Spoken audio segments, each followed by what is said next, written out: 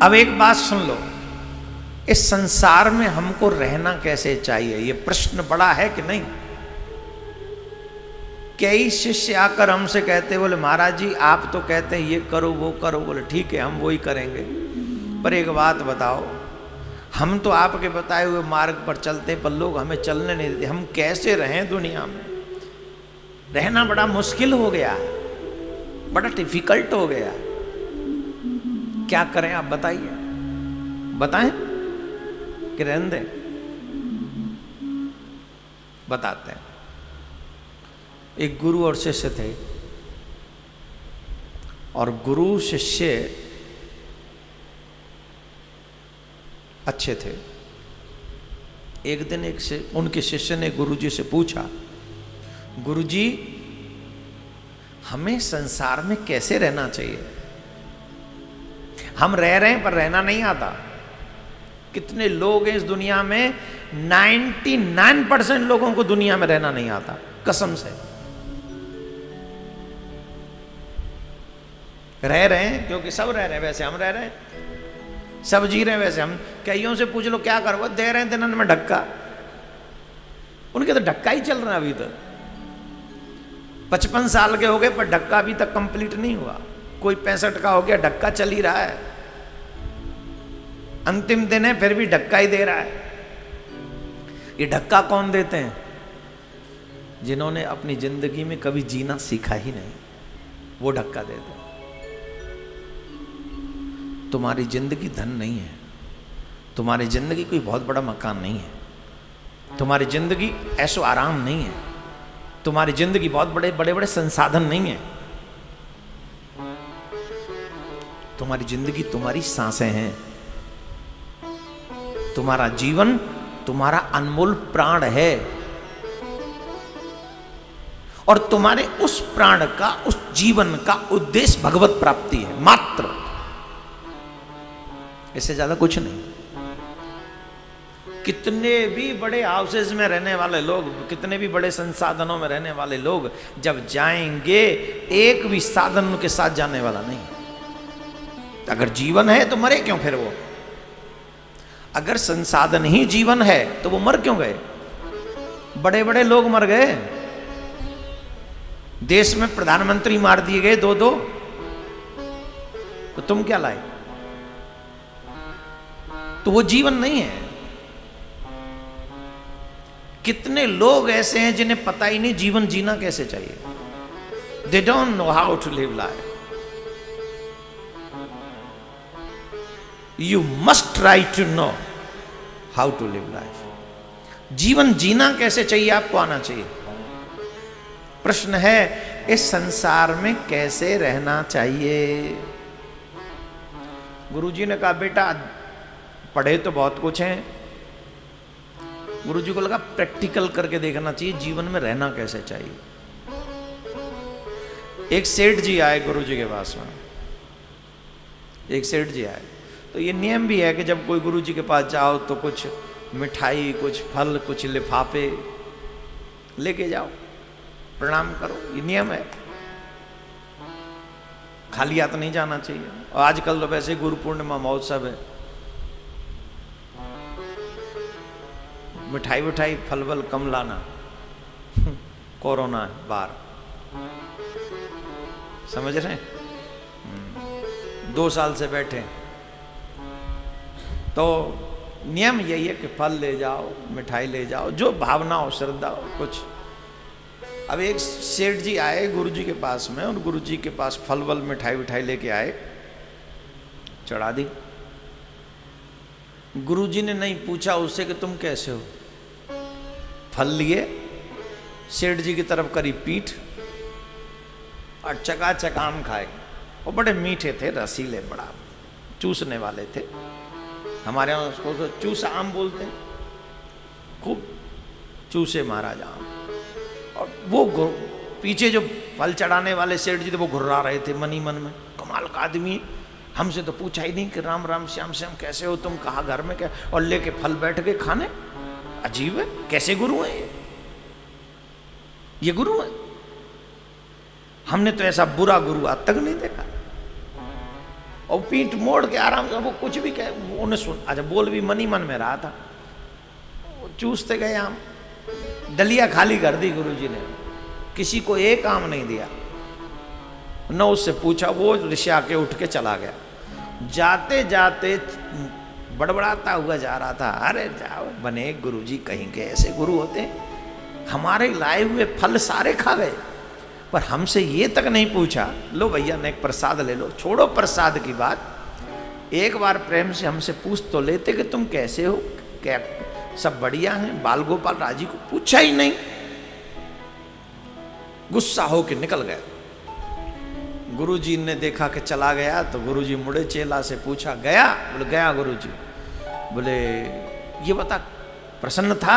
अरे गुरुजी काहे का प्रसन्न, उसका बस नहीं चल रहा था, नहीं तो क्या कर देते। कह रहा था इतने बुरे गुरु तो हमने आज तक नहीं देखे, इतने कोई गुरु होता है ऐसा, हमारे फल खा लिए, लेकिन ये भी नहीं पूछा कि कैसे हो, ये कोई गुरु का काम है। गुरुजी को लगा अच्छा कोई बात नहीं, चलो। दूसरा आया, वो बढ़िया सा मिठाई का डिब्बा, बड़ी फेमस दुकान से, अभी सामान शुरू हो जाएगा तो घेवर आने लग गया है, वैसे तो घेवर वेवर के डिब्बे लेके आया, और फल की टोकरी भी आजकल सजा के लाते हैं लोग, और फल की टोकरी का भी अलग अलग स्टाइल होता है। जिसका काम कोरोना में कम चल रहा होगा उसकी फल की टोकरी में केले ज़्यादा होंगे, और दूसरा सिस्टम कम होके वो ऊपर डंडा छपा देंगे उस पर। और जिनका काम ठीक ठाक होगा, कोरोना में भी जिनका काम अच्छा चल रहा होगा, उसमें केला होंगे ही नहीं, उसमें बेर वेर कुछ नहीं होंगे, उसमें फिर वो जो इलायती बिलायती से कुछ फल आते हैं वो अलग तरीके से सजा के बढ़िया से ले आते हैं, तो डलिया भी सजा के लोग लाते हैं। माँ गुरुजी को वो फल चढ़ाए, और गुरुजी को जैसे ही फल चढ़ाए, गुरुजी ने वो फल की टोकरी मिठाई के डिब्बे लिए और वो सीधे ऊपर सेकंड फ्लोर पे थे गुरुजी, नीचे फेंक दिए, मुंह किया सेठ जी की तरफ और कहने लगे, कैसे हो बाल गोपाल, कैसे हैं, राजी खुशी हैं, क्या चल रहा है। अच्छा जाके आगे जाके मिठाई के डिब्बा, 250-300 रुपया किलो की मिठाई, 500 रुपया किलो की मिठाई, घेवर कितने रुपया किलो होगा भाई, हैं कितने, 500, मत लाना कोई घेवर वेवर मत लाना, वैसे भी मीठा मीठा खाने से शुगर वुगर बढ़ती है, तो जरूरत नहीं है इतना रुपया वेस्ट करने की, बहुत काम आएंगे ऐसे ना। 500 रुपया, अच्छा चलो 500 रुपया किलो की घेवर, 400-500 रुपया किलो के फल आते हैं। महात्मा जी ने फेंक दिए तुम्हारे आगे, तुम्हारी मिठाई तुम्हारे फल नीचे फेंक दिए गए, और तुमसे कोई प्यार से बात कर रहा हो, ईमानदारी से बताओ तुम पे कैसी बीतेगी, बताओ सही, तुम भी तो शिष्य ही हो। सपोज ये घटना हम ही कर दें तुम्हारे साथ कि तुम लाए और हमने तुम्हारे फल और तुम्हारी मिठाई तुम्हारी आंखें के आगे नीचे फेंक दी नाली में, और तुमसे कह रहे हैं भैया कहो कैसा चल रहा है, भैया तुम्हारी माला कैसी चल रही है, भैया बताओ ठाकुर पूजा, सालिग्राम पूजा, प्रिया कांजू की पूजा कैसी चल रही है, भैया सब राजी खुशी तो हैं, अब ईमानदारी से बताओ तुम्हारे मन में कहाँ चल रहा होगा। बोले गुरुजी पगला गए होगा, कितनी मेहनत करके हमको मिठाई का डिब्बा लाए थे, इन कोरोना में बड़ी मुश्किल से पैसा मिला, फिर भी आपके लिए व्यवस्था करी, और आपने सब, अब वो तो अंदर से कुड़ रहा था, होगा कि नहीं, वो भी कुड़ता कुड़ता ज्यादा देर बैठ न सका, उठ के गया, बोले कि शब्द तो यही भाड़ में जाए ऐसो गुरुजी, काय गो गुरुजी, चला गया। शिष्य वहीं गली में ही खड़ा था। गुरुजी लोग शिष्य अपना गली में खड़ा रखते हैं जिससे जाने आने वाले का पॉइंट ऑफ व्यू समझ में आ सके कि कैसे गया है, रुष्ट होके गया है कि प्रसन्न होके गया है, सब आइडिया रखना पड़ता है ना। तो वो गया, फिर गुरुजी ने बोला इधर आओ, कैसे, ठीक था, अब तो ठीक था, काहे का ठीक है, पहले वाले से भी ज्यादा बुरा हाल था इसका, इतना गुस्सा कर रहा था गुरुजी, इसका बस चले तो आपको वहीं फलों की टोकरी पे फेंकता आपको, ये तो हम लोगों की संख्या यहां ज्यादा थी इसलिए चुपचाप चला गया। अच्छा ठीक है कोई बात नहीं। संयोग से तीसरा और आया, वो भी बढ़िया फलों की टोकरी लाया, वो भी मिठाई लाया और गुरुजी के सामने बैठ गया। गुरुजी ने फलों की टोकरी ली, उसके परिवार में जितने भी लोग आए थे सबको एक एक फल दिया, एक एक मिठाई दी, और जितने भी श्रोता थे सबको दिया और सबसे प्यार से पूछने लगे, कहो भैया तुम कैसे हो, सब राजी खुशी तो है, तुम्हारा हार व्यवहार व्यापार कैसा चल रहा है, तुम्हारे बच्चे सब राजी खुशी हैं, हमको एक बात बताओ भैया, भगवान का भजन सही चल रहा है कि नहीं। गुरुजी ने फल भी खाए, सबको खिलाए, बच्चों को भी बांटे और सबकी कुशल क्षेम भी पूछी, और उसके बाद बहुत समय देने के बाद जब वो जाने लगा तो गुरुजी के चरणों में साष्टांग दंडवत किया।